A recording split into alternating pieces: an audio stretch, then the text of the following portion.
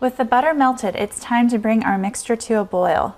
So we're going to turn that heat way up. And something important to remember, besides stirring all of the time, is that you want to kind of wipe the sides of the pot down with a wet pastry brush.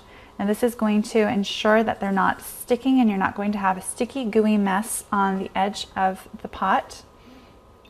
It's going to kind of wash that down a bit so that you're not getting your kind of a caramel cooking on the outside. Now, because we already added water to the espresso, we're not going to cause any problems with the texture or consistency of our mixture by adding a little bit more water. You don't want to be splashing it in there, but you want to make sure that the sides stay relatively clean. And you can see that it is rapidly heating up.